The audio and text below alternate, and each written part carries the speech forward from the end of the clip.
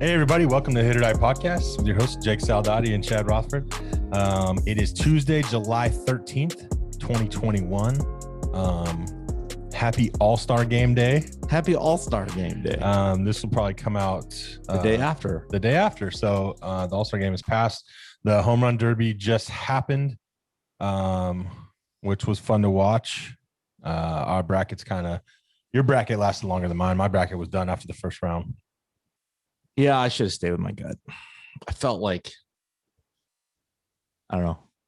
Just thought, so I'm going to go different. I was going to go Ohtani too. I like that pick. But then I was thinking, I'm going to go different. I'm going to be different than Chad completely as much as I could. And Mancini was a surprise. Yeah.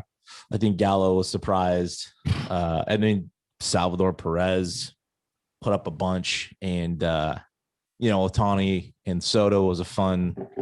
Whoops. Sorry, Kenny Powers. Was a fun battle there, going to two tiebreakers, the swing off. And then, Pete Alonso at the end of the day just destroyed everybody. Just made it look so easy. I think, we were talking about this during the Home Run Derby. And since we put on such a fantastic Home Run Derby, knocking Kenny Powers over.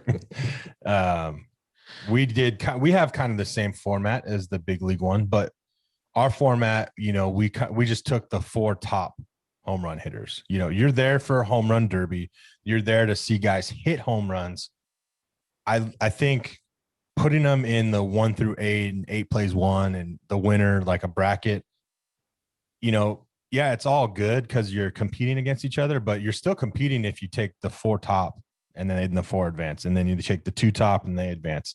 Well, you see Perez hit 28 and didn't go in. Olsen hit 23 and didn't go in. Right. You had who hit 20? Story got in. Yeah. And I know he's the hometown boy and he hit 20 and he won his round, but your final 4 would have been, Ohtani, or it would have been Soto. Because Soto ended up hitting 28. He beat Ohtani in the. So Ohtani still would have probably advanced. Well, maybe. Yeah. Well, because they went to the tiebreaker. Right. So if you count those home runs, yeah. It'd have been those 2 and then Alonso and Perez.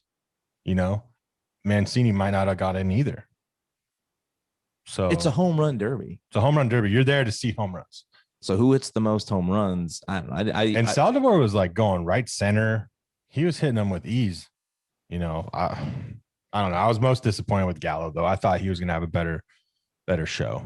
He didn't really. 19's a good, it's a lot. I just assumed he was going to go. Like, I thought I would see him look like Alonso. Super just easy. Yeah. Like I was watching Alonso in the cage in the semifinal, and he was barely swinging, using his body, which that's how he looked out on the field too, having fun, dancing. He was less tired.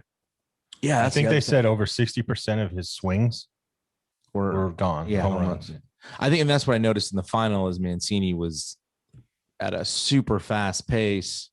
He also knew who he was going against, right? So he had to get as many home runs as he could because every swing from Alonso was going out of the yard. Yeah.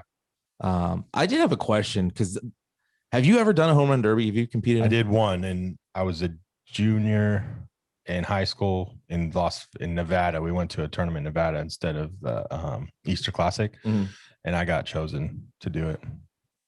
And it was the 10 out thing. I hit 1. Yeah, that's what we did. I got to do it in Arizona. I think I was a sophomore going to be a junior, something like that. And I didn't hit any. But the field was super deep, and you warm up, right? You go in a cage, and it was at the spring training complex. I didn't even get to warm up. So yeah, you go hit, right? And when you're ready, you go down to the field where they're doing it. And it was a big park. And I'm like, screw it. I'm not, if I hit one, awesome. And they changed pitchers on me. And they went during your round? No, like when my round started, when I got to hit the right-handed pitcher bounced. And they had somebody from the tournament pitch, not my dad was our coach and somebody else was coaching. Yeah. I didn't have them pitching. So they had a tournament person throw, and it was a lefty. And I noticed Soto, using his hitting coach, was lefty. Kevin Long. Yeah, it was a lefty. Would you have wanted a lefty of it? I mean, it worked out. But he also has probably had Kevin Long throw into him, right? Year. It's and I think that happened. The one I was into, the tournament had a thrower, which I've never seen, never got used to. You know, I probably would have had, Todd Johnson throw to me, if I got to pick my guy. But yeah, you're not you. And then a lefty. How many guys really have lefty BP throwers? There's in high school. I mean, from where we're from, not a lot. No. Not a lot. I've seen Bumate. I've seen Bumate throw some at North, but other than that, I haven't really seen a lot of lefty. I know Coach Patrick. James Patrick was left-handed. He threw BP, but there hasn't been a lot of left-handed batting practice throwers. So if you aren't used to seeing that, like you in your situation, you're probably like, oh shit, it was no shot. Then he probably had some run. At least Kevin Long was throwing a four-seamer straight. It was straight. It was So Perez had a lefty too. I didn't see Perez's round.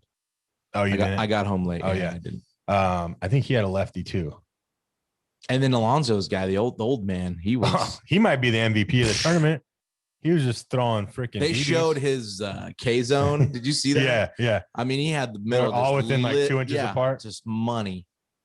Pay that guy some big dough. Yeah, he gets. But no, when they brought that lefty in for mine, I was just like, it screwed me up from the get go. I was already mentally beat. I was already pissed off. Like, why are you bringing in a lefty? Mm-hmm. So, but I just thought, you always see the matchups during games and stuff like that. But it does make sense that he sees him throwing BP all season. I mean, he wouldn't have chosen. No, for sure.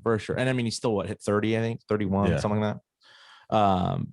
And then the format, like we talked about, I think the format makes a difference. I would like to see, just 8 guys per the rules that they do the rounds, and the top 4 move on. Yeah, no, I agree. And that's why we're better. We do something better than Major League Baseball. Our phone lines are open. Speaking of Manfred, did you see the draft and them booing the crap out of him every time he came to the podium? I got home again. I got home late to watch. I didn't realize it was on a Sunday.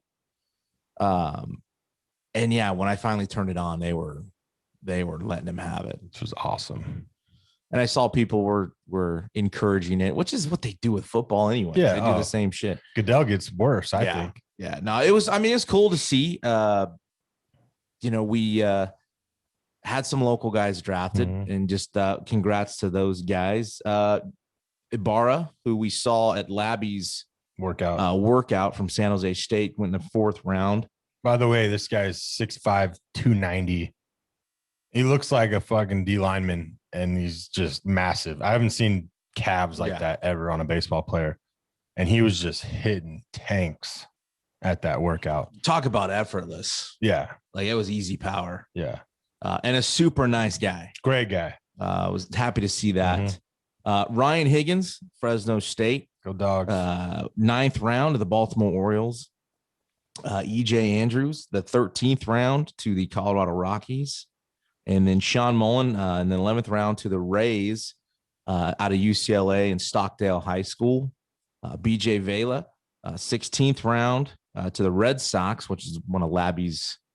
That's Labby's pick right there. So out of Reedley College. So that's a JUCO guy. Yeah. The dude can rake. And Jason Roberson, 16th round to Arizona, the Diamondbacks out of CSU Bakersfield and Garces High School.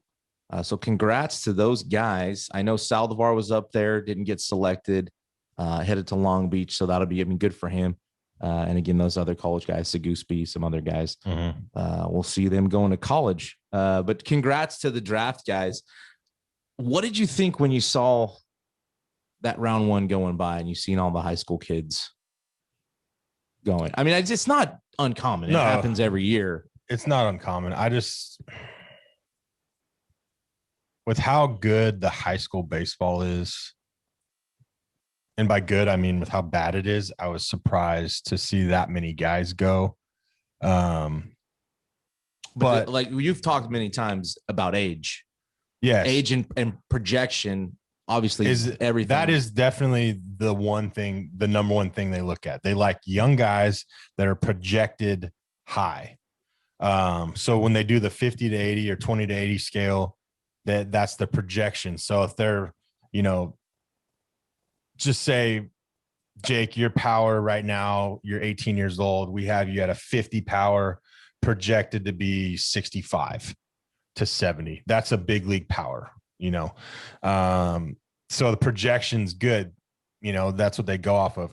And I get it. We watched that combine they had on TV that Saldivar went to, and you saw a lot of those. They were all high school guys, or most of them were for that fact. Some were college guys, but I mean, a lot of the high school guys, you're like, man, another high school guy, but then you're like 6'3", 180, 200, 6'4", shortstop. We don't see any of those guys where we're from. No, you know, that big, that talented, that could run. And so then you sit back and you're like, oh, I can see it. I can see that now. You know, 6'4", 200-pound shortstop. We don't have any 6'4", 200-pound shortstops in the Valley. You know, we just don't. So when you look at that and you see the body type, they're physical looking, that projection also, you know, they think of, okay, he's 18, he's going to put 20 to 25 pounds on, get stronger, faster, you know? So, I would like to see more college guys go because of what happened with college in the last year with COVID and stuff, and them not get opportunities. But the team's going to draft who they want to draft. Being that this is episode 118, out of the first 118 picks, 50 were high school players. Two of those guys were the Puerto Rico academies, and one of them was out of Canada. Two of them were JUCO players. There's only 2 JUCO players in the whole draft? No, in the 118 picks. And the first 118. First 118 picks, 2 of them were JUCO guys, which I don't remember going back. I didn't follow it when I was younger. I mean, coming out of high school and just starting coaching. But when you and Woody played, or you know, Jacques and other guys had the draft and follow, I mean, were there more? I just don't remember. Were there more JUCO guys early going, or even JUCO guys at all going? It seems like there was. I could be wrong though. I think yes and no. The draft and follow helped those JUCO guys get signed before the draft, right? But like in you know, in Woody's situation, saying, you know, both of us pretty much said no to what they offered before the draft, so we both went back in. You know, in those situations, yeah, they can get drafted again at high, but with the draft and follow, if you don't sign with that team that draft and follows you, you're pretty much, you know, going wherever you go because everybody kind of took your name off the board anyways. But yeah, there was a lot more JUCO guys back then. I think it just depends though. I mean, look at Villa. Never even heard of the guy. I know he's not from our area, but he came to Reedley and he put up numbers. That's what you have to do. Yeah. You have to put up numbers. Well, we saw him at Labby's workout as well, and he was very impressive. Yeah. I mean, strong. He batted almost 500 on the season. He was, I think, offensive player of the year in the conference. And that's what you have to do, you know, if you go to a junior college. But that's what we were doing back then. Sure. Yeah. You know, guys were hitting over 400. And yeah, I mean, JUCO All-Americans are getting looks. Yeah, 100%. So, you know, the other thing that I noticed in that first round, I don't know if I looked at I'm just looking at my notes, but first round or first 2 rounds, you know, everybody talks about the SEC and wanting to, and again, it's hands down, it's awesome baseball conference. I don't want to say the best because again, it changes year to year, but annually they're playing for a national title, especially recently. Definitely in football, right? There were 4 picks in the first 36 out of the SEC, and all 4 were pitchers. It kind of talks about maybe the parity in college baseball. I think you even had the same amount of ACC players get drafted in the first 36, maybe 3, I forget which, but I mean, the first pick of the draft was a catcher out of the ACC. Mm-hmm. So I think, again, you've mentioned this, especially on the last episode, of parents or players being realistic or maybe taking a step back and while it's great to want to go play in the SEC where the competition's phenomenal and the opportunity to win a national championship is there every year, if baseball as a career is what you want, that's not necessarily the only place or option you have to get there. Yeah. No, I agree. And I think, I've said it before on the podcast. I think the only difference between those Power 5 schools are the arms they get. Right. Last episode, I think we talked about it. So, I mean, you saw a lot of, the 5th overall pick was from Houston. Sam Houston. Sam Houston State. Right. That's a mid-major college. Had a top 5 pick in the draft because, and that's a guy that even Coach Corbin said on the thing that there's a guy that could play anywhere. Right. He's that, and that's where, and I stick by that, is Division I baseball players, position players can probably go to any school and just take the logo off, and you wouldn't even know the difference of the type of player they are, if that makes sense. Yeah. You know what I mean? Just side note that the two of those SEC players were Vanderbilt, or Leiter and Rocker. Yeah. So 2 of the 4 were from one school, which is known. Right. And we all, everybody anticipated those guys being early picks. 100%. So I just thought, like, it just says a lot about college baseball. If you put up the numbers, you go somewhere and put up the numbers, and you will get seen, you will get drafted. It's just, the proof's in the pudding in the draft. And you don't have to go to a Power 5 school to get looked at, seen. Sac State had a number of draft picks in the top 10 rounds. Yeah. We should have counted how many mid-majors guys got drafted. We could probably get back to that and do it. I just thought it was interesting that, everybody talks, because in the football draft, and that's why I love baseball, and the NFL draft, how many of those, first 20 picks are SEC players? The majority. 15. Right. The majority are. Yeah. It's different. It's why baseball's great. Yeah. The faces can come from anywhere. I just love that. I think that some kids could obviously look at that and say, oh, okay, maybe I need to, not be so here and open the blinders. Get your blinders. That's funny. I just had a conversation with one of our players at City about it. We were talking about schools, and there's a mid-major school that's really interested, was thinking about, offer him something. And then he got a text message from a Power 5 school, and he was excited about it, as he should be. And I said, look, just don't get your blinders on and think this now. Okay. Yes, you got a text message. You should be happy about it. You should be, elated. Go look at the roster, look at the amount of, your position is how old they are, the innings they had. There's so much more to looking at. Keep COVID in mind. And then look at the other school that really wants you, and you have an opportunity to become, a starter for them and that kind of stuff. And just think about your best fit, and a lot of times with the JUCO guys, and I've had this conversation with a bunch of our JUCO guys at Fresno City. I said, going to a Power 5 out of JUCO is rare because a lot of the big time colleges, they want freshmen so they can groom them. They want high school guys so they can groom them into their program. A lot of the mid-majors, I went to Oral Roberts, packed with JUCO players. Cal State Bakersfield loves JUCO players.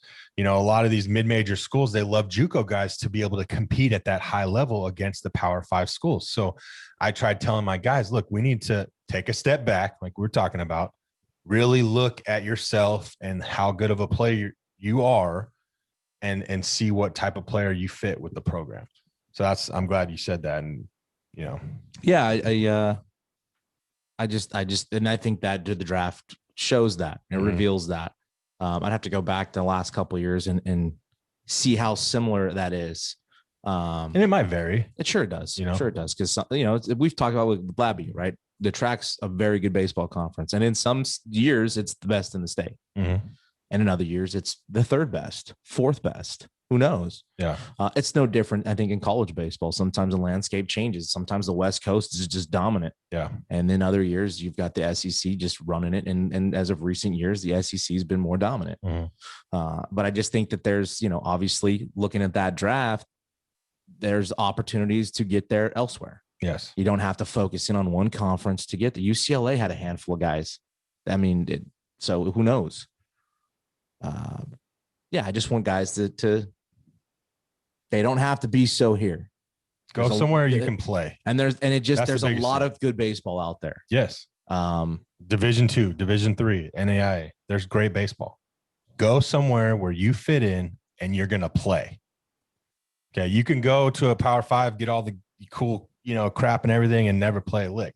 If you're okay with that, then fine. But if you want to play, sit back, take a look at your options if you have any, and go to where you're going to play. Or go get after it. Go win a job. Or say, you know what? I guess I'm not ready yet. I'm going to go to a junior college and bust my ass and get better and get drafted or go to a good Division I. And look at that. Mm-hmm. Right. You've got guys from COS going places. You just saw, Reedley has a 16th round pick. You guys have a couple potentially 4 Division I guys from this team, 2 as of now, and we got 2 in the works. And I think Coach Solberg said it on his episode, how people don't look at the junior college the right way. Like it essentially is a scholarship going the J as far as what you say, what you say financially. And when you're doing the same, your GED for the most part course load, you're saving some money. So, I think there's many ways to look at it. I just thought that was interesting noticing that with the draft. And we kind of beat this up with the transfer stuff the last 2 weeks or last 3 maybe with high school kids, but I heard it again recently and it really irritated me about a kid possibly going somewhere just based on academics, leaving one high school to go to another. Sorry, Kenny. Now, academics, obviously, huge deal, very important, should be important. And again, we've talked to all these college coaches that transcripts are the first thing they look at before they even get into the baseball side. True. But I just had this conversation with a coach this morning, actually. And because we talked about last night, so I wanted to talk. Was it a Division I college? It was a Division I college baseball recruiter, okay. Recruiting coordinator. No, they don't care what high school you come from or what school you came from. All they care about is if your transcripts line up, your GPA, all that is your ACT, your SAT, whatever you need. If all that lines up, then you're good. They don't care if you went to Madera High School, Clovis High School, Buchanan High School, Garces.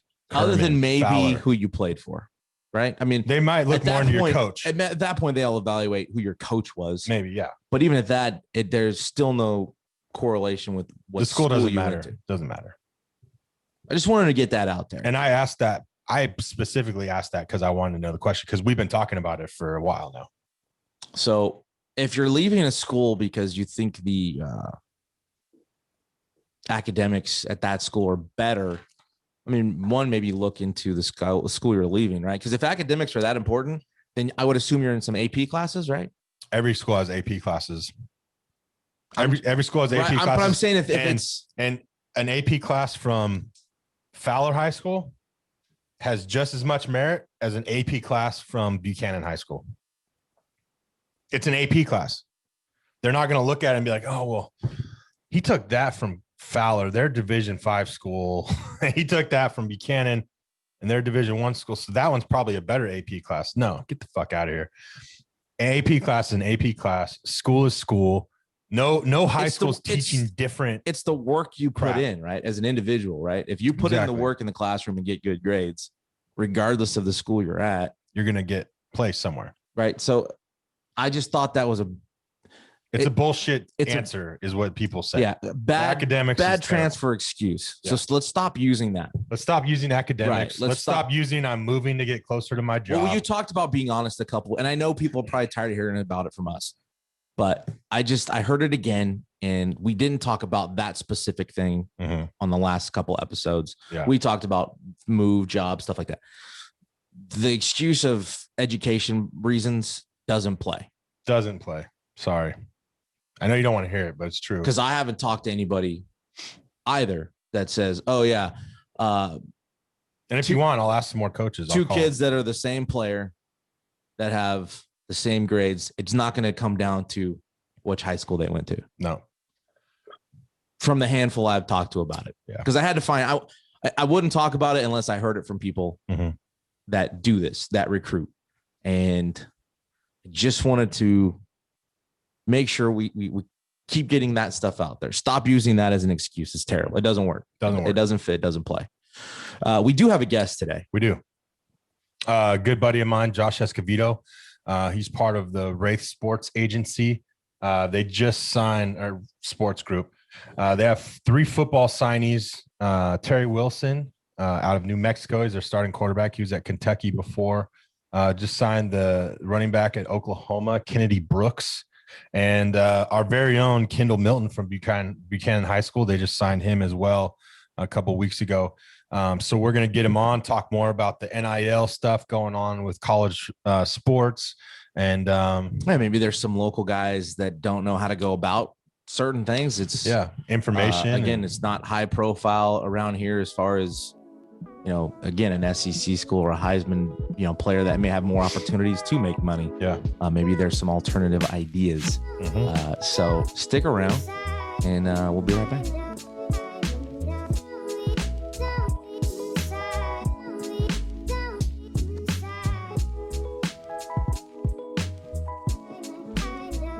Hey, everybody. Welcome back to the HIT.OR.DIE podcast.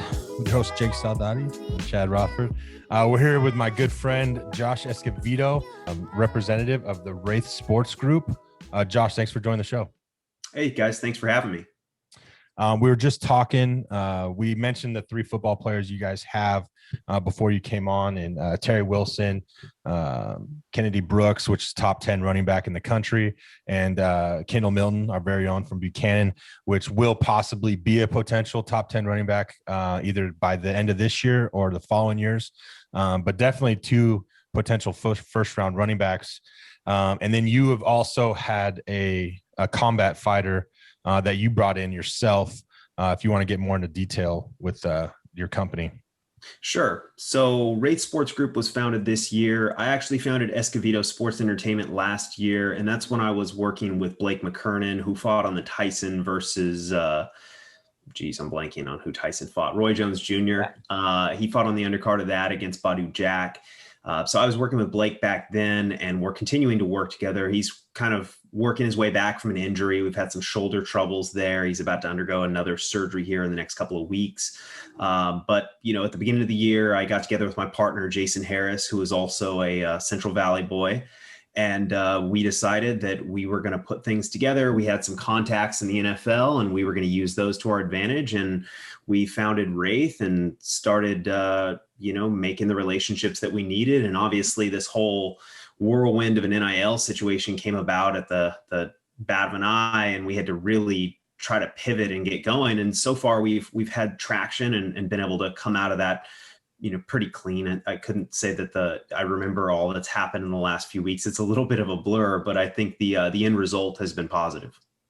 We kind of mentioned real quick before we started about unsolicited stuff and people sending you video or prospect videos. Like how much of that have you gotten since this NIL's started?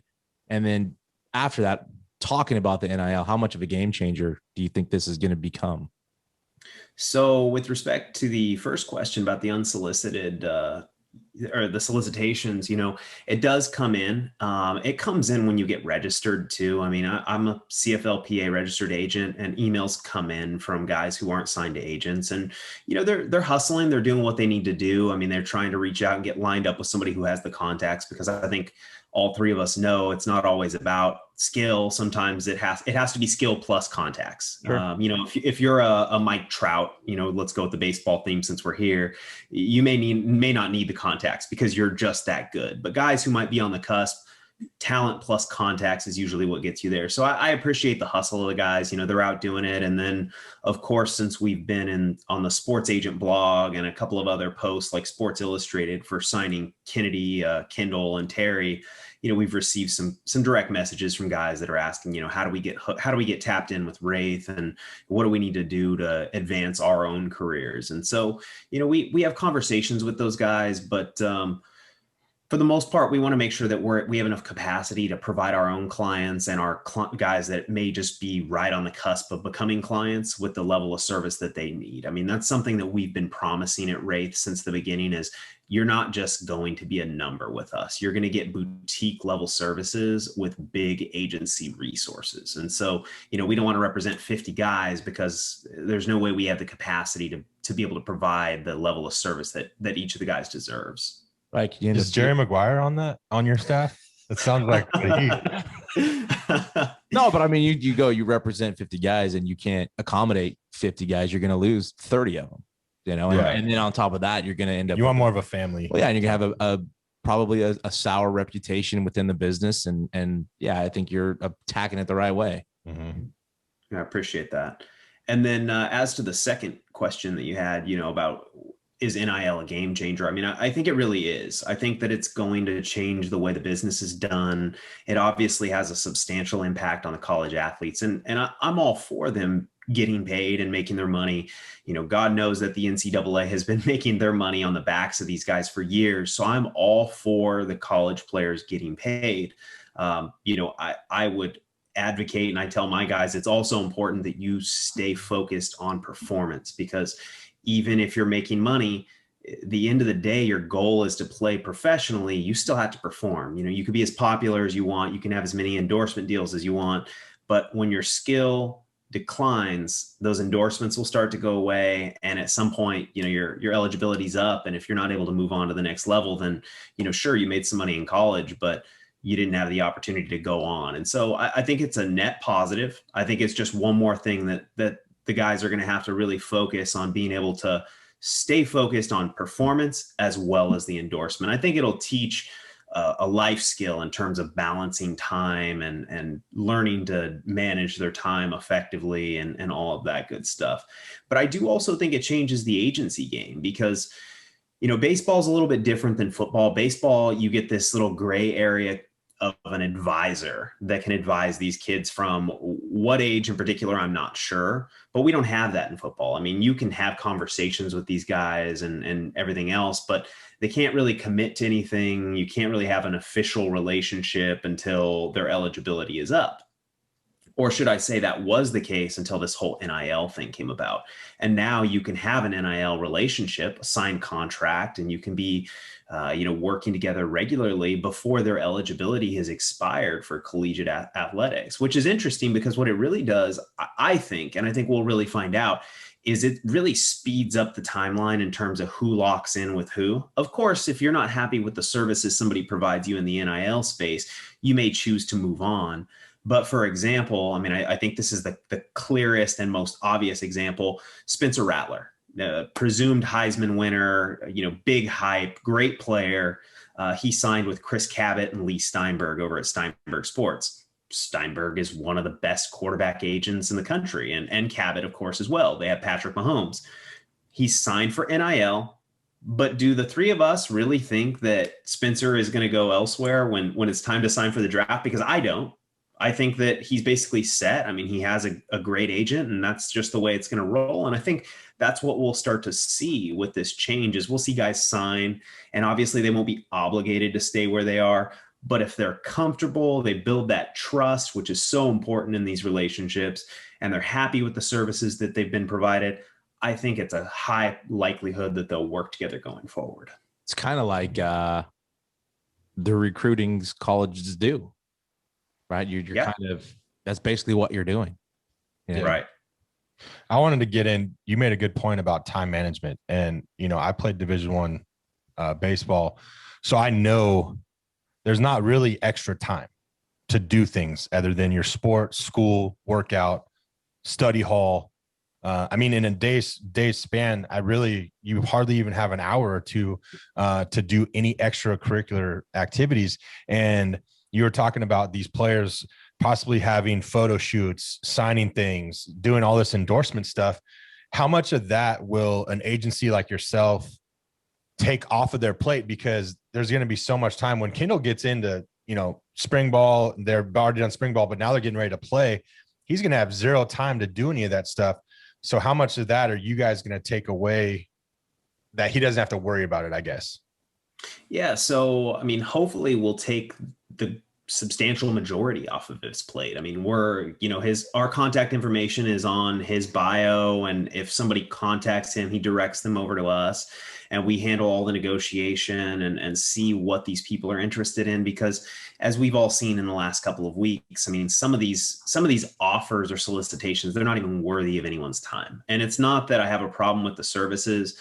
It's that I have a true problem with the fact that some of these companies are trying to take advantage of the players, and that's not right. And it's really predatory, and frankly, it pisses me off. But so everything comes through us, and if you have a good agency, and I think most of the reputable agencies fulfill that category. I mean, that they have that characteristic, they'd set time with the player. I mean, you have zero time, right? So let's set an hour or half an hour on Sunday. Let's go through these offers that came in. Let's see what you're interested in. Let's see what you're not interested in. And, the players, I think for the most part, we teach them or ask them to just, when you get a direct message, if it comes to you instead of through us, just tell them to contact us. Let us take it off your plate, because just like you said, Chad, you guys don't have enough spare time to be dealing with this stuff, especially if you're not familiar with it. I mean, if somebody hands me a contract, I can thumb through it pretty quickly and see if I think there's anything in there that's oppressive or tells me that this is a non-starter. If you're not familiar with contracts, I mean, you're going to read it front to back. And of course, we will read it front to back before it's ever signed. But I like to do a quick skim and see if there's anything that immediately puts up a red flag and says, no, I'm not going to waste my time on this because you guys are over here trying to do things like, for example, I've seen multiple companies send out license agreements in these contracts that basically say, we can use your name, image, and likeness in perpetuity, however we please. We can assign this right to whoever we want. Oh, and by the way, if you create any logos and we use those, we now own those. That's ridiculous. And so, those are the sort of things that we look for. But if a player is looking through that and they're not familiar with contracts and they have no reason to be at this point, it's going to take them more time than it's going to take us. And that's our job. So we ask that they pass that through to us. Of course, there's still time management involved, because at the end of the day, they still need to do the tasks. Like if they do a signing or they do an appearance somewhere, they still need to make time to have these calls with us and keep us in the loop of things and make sure that, they know what's coming in, what we're contemplating. Because for the most part, I think brands that are worth working with will wait for you, but sometimes opportunities come up that are time sensitive, and it's important that they recognize, hey, yeah, I need to get back to my agent and just say, hey, yes, no, I can talk to you. I can make 5 minutes to have a quick call later, because I mean, you can always squeeze a 5-minute call somewhere. No, that's true. And then you had brought up a good point too. And I'm sure there's something figured into contracts with this, whether it's a Nike school, and Adidas is wanting to rep, let's say Rattler, for example. I know Oklahoma wears the Jordan brand. So, he's on his own on a, whether Nike approaches him or not, but, it could be Adidas, it could be a Reebok, I'm sure there's somewhere within the contract within the school. But how's that going to work now? So, that's one of those things. You have Brooks, you got Oklahoma right too. So yeah, so I've seen some of the materials that Oklahoma's put out in terms of compliance, and it's on the internet. And they're very clear that you can't have endorsement deals that interfere with the exclusivity between the school and its endorsements, like Jordan, for example. So I don't see that anything except for Jordan and perhaps Nike would be an option for Kennedy. We couldn't do an Adidas deal or an Under Armour deal, but they're very clear. If there are sponsors of the school, we don't want you taking endorsements that conflict with those. And they also, I have to reread it. As you can imagine, it's been a whirlwind, and everybody the unfortunate part about this all just coming down the way it did is that everybody has their own rules. I mean, each of the 10 states that were already prepared to pass these had their own statutes and legislation. And now each of the schools has their own process. And at least with those 10 states, you had a level of state regulation, and then you had the individual schools. Well, now, in states like California, for example, all you have is the school's compliance department to look to for guidance. But as a general rule of thumb, You can't violate the school's. I mean, you don't want to have any endorsements that conflict with the school's endorsements. And there's some level of indication that you should not be cutting deals. You know, you can't have a side deal with Jordan if we have a deal with Jordan. Of course, that can always be discussed with the school and see if that's something that can be worked out. But for the most part, they don't want you messing with their relationships for good reason, of course. Yeah, absolutely. They're invested into those. I mean, probably costs a lot of money to,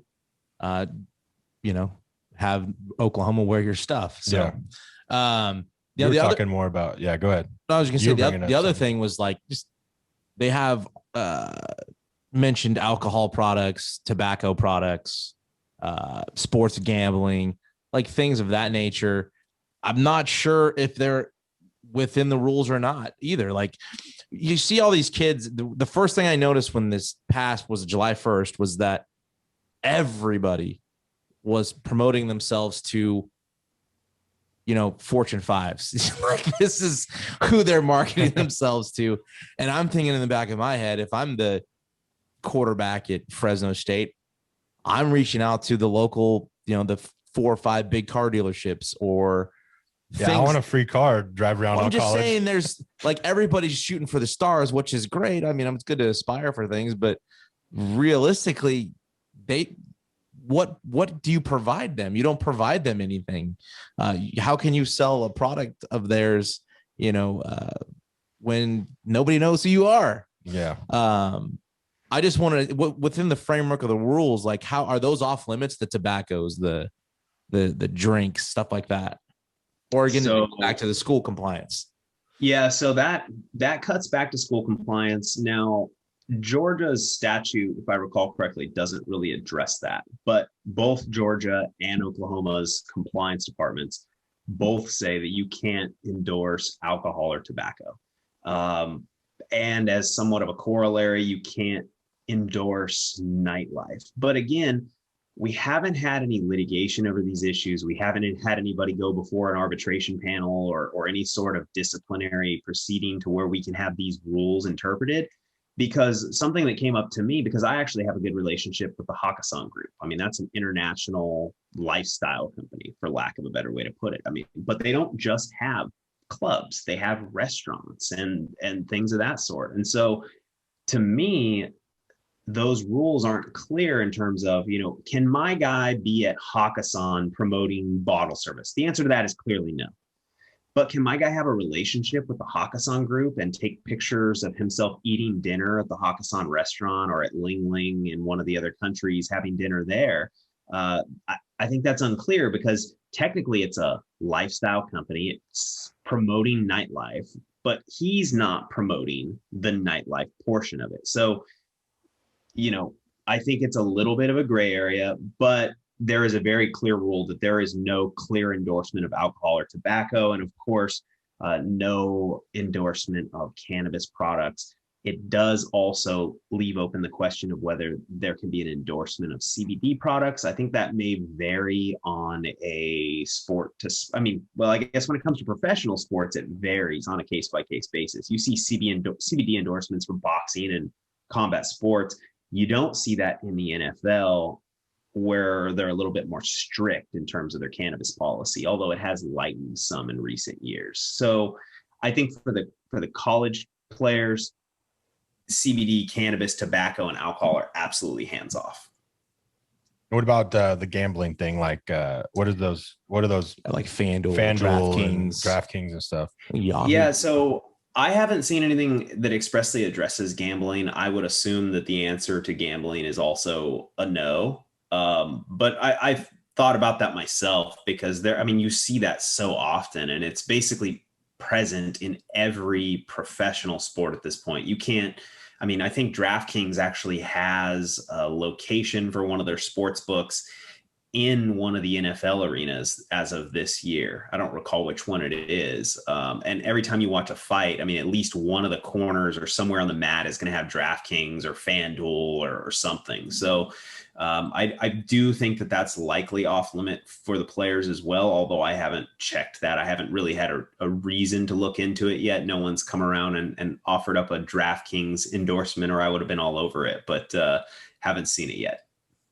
You know, it kind of seems like to me, and again, I'm not real on the inside of all this, but it just seems like looking at with guys like Milton and some of your other clients, like they're just getting a head start kind of to their future. They don't have to wait to be out of college to begin to think about not even just the endorsement side of it, like to have a sports agent. You know, you guys help with the training side of it. You help with the sports medicine side of it, the mental side of it. It's not just here's a contract for an endorsement deal. So they're kind of getting a head start into that area, which I think is a huge benefit going forward for them, how to adjust to what the combine is going to be like and all that stuff. Sure. And I mean, and that's definitely something that we can help with once they've wrapped up their careers. And I think it's still unclear as to what the exact scope of services that we can provide to the players as of right now is. I think some of the statutes say you are very limited in scope. You can provide marketing services and you can and you can obviously help sort of instill these business principles and how to think in this regard, but you can't start acting as a full-blown agent. Right. You're not talking to NFL teams about. Yeah, exactly. Right. You can't tell them where to go train or pay for their training. And, that's completely prohibited at this point. But it is still, I agree, it is still giving them a head start. I mean, they start to learn how to work with an agent, even if it's just with respect to marketing. They learn how to figure these things out, sort of start to get your head around some business principles and really get a couple steps ahead of the game. I'm sure those conversations are talked about anyways. You're not telling them where to go, but I'm sure there's conversations about what might happen down the road. I'm not sure if you could say that. There's an NDA on that, I'm sure. client privilege, bud. Like the other thing I saw too was like boosters. How does this work with receiving benefits? I thought they could now. From a booster. I thought they okayed. Well, I saw that was maybe it's something that they're looking at. I don't know. Do you know if there's anything in the rules with that? Because recruiting is going to be an issue now, or even state taxes for certain schools will benefit players to go play in Texas versus California. Right. So, I mean, the taxes are going to be what the taxes are going to be, right? I mean, it's just like playing anywhere else. Like Bryce Harper could have been offered more money to play for the Giants than he would receive in Philly, but he's still going to make 30 million less because of state taxes or whatever else it is. I mean, that's just something it's just a reality that we all have to live with. And now the college athletes are making money, so they just get to join the rest of us in making these lovely tax-based decisions. But with respect to boosters, I mean, there's two deals there. One, I think the NIL situation really opens it up to where boosters could essentially help the players out. I mean, because presumably guys that are people that have the money to be boosters at these schools, especially the biggest of the boosters, they generally have a company that has helped them make their money, whether it's in a hedge fund or Fortune 500 company, or even just a small business that's very lucrative. They can now go out and make deals with these players to perform certain endorsement services for these companies and essentially pay the players to do it. I think that's something where we'll see some regulation if the federal government comes in and passes legislation, which I think they will now because it's a bit of a free for all. But I think we'll see some sort of regulation where I don't know how it'll be done. But there will have to be something to say, look, you can't pass so much money onto these players. You need to pay them fair market value. You can't just say, hey, Spencer, I want you to do an ad for my company. Here's $1 million. That is, I mean, that just completely smacks of impropriety. So I think that would be a problem. But can you come in and say, hey, Spencer, I'm going to pay you and your 300,000 followers, I'm going to pay you to post once a week for $3,500 a week? Yeah, sure you can. And so you could see boosters actually getting money to the players in that manner. And as I understand the NIL, that would be completely consistent because you're paying for a marketing service. And I would say, based upon the number of followers that a player has, if somebody had 350,000 followers, $3,500 a post is completely reasonable. So I think that would be completely fine. Now, on another note, that whole Supreme Court ruling that gave rise to this NIL thing, the Alston versus NCAA ruling, essentially what that was dealing with was payments to players, like the amount that you could receive in a stipend. There was language in the regs that basically said it needed to have some tangential relation to academic services or whatever, some sort of cap on what they could be paid. But the Supreme Court said this is unconstitutional. This is, you're essentially operating a monopoly, and we're not going to let you engage in this anti-competitive behavior. So that rule's done. It's gone. And so now the schools can say, hey, I'm drawing a blank, Manning, little Manning, here, you want to come play at Alabama? We're going to give you $10,000 a month for your stipend. And until there are additional regulations passed, that would be completely permissible under the new ruling, but it wouldn't have been before. And so boosters couldn't funnel the money through or get money to players in that regard, but the schools can pay money. And so I think, you'll see an additional disparity between bigger schools and smaller schools now, because the bigger schools have the funds to be able to provide these larger stipends because they fill 90,000 people arenas in, Michigan or in the South or wherever else. And a mid-market school, like a Fresno State or something. By all means, look, Fresno State has a lot of football pride, and I really appreciate the way we pack that stadium. But we don't have the number of fans that show up to an Alabama game. That's just a completely different beast. Yeah, no, that's a fact. Hopefully we can start to change that a little bit more, but no, our stadium fits inside their stadium. Well, yeah, you got Michigan holding 100,000+ people. It's insane. So you guys kind of honed in on football. What does the future look like within the company to expand to other sports? So we'll see how this goes. I think it's important to really focus in and make sure that we're able to provide our clients with all the necessary services before we look to start expanding. Depending on what opportunities come up, though, you have to be able to pivot. We just had a signing in the baseball space actually last night that I think is pretty significant. That's not necessarily a prospect for signing for draft representation at this point. But it's just really showing, hey, you can represent players in multiple sports, and who knows where that ultimately leads, because once you have a relationship with one player, you do right by him, and now you may have a relationship with 10 players because he goes and tells his fellow teammates what you've done for him. And so, if it really came up, my business partner and I were talking about this the other day. I said, well, if I really had to bite down and take the MLBPA test, I suppose I just have to do that. Reading these CBAs is not exactly enjoyable. It's not the way I like to spend my spare time, but you have to do what you have to do to get in. And so, it's certainly on the table. We're always open to strategic growth. I don't think we would ever be in a situation where we're trying to expand too quickly.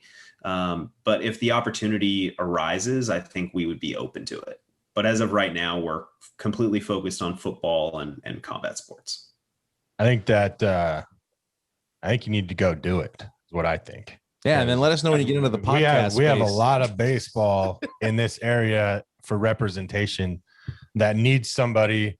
You're from the area, you played sports, the business side of it, obviously. I just think there's a lot more from where we're from. It also goes back to the point of, can we represent everybody with the right way? Yeah, no, I agree. And again, if I know Josh, which I do, I know. I was let us know when you get into the podcast space.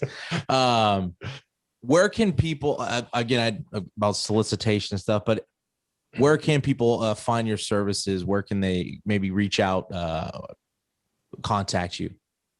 So they could email either me or my business partner. It's josh@wraithsports.com, and it's jason@wraithsports.com, or you can reach us on Instagram. Our Wraith handle is Wraith Sports. So pretty straightforward. And those are probably the best places to reach us. And I mean, from either one of those, from the Rate Sports profile, you can easily find either one of our profiles as well. Okay, we'll have everything linked here in the YouTube channel description. Josh, I appreciate you coming on, man. This was super interesting. I mean, how long do you think it's going to take until everything's kind of honed into maybe a set of rules and not so broad? Yeah, I would hope by next year. I mean, I'm hoping that Congress will take action, knowing that this is just somewhat of a mess. And, whenever there's ambiguity in statutes and regulations, you have people really bending the rules and taking advantage. I mean, you can't do anything in this world without somebody trying to take advantage. So hopefully Congress recognizes the issue and acts on it right away, just to make sure that there's even playing ground for everyone across the entire country.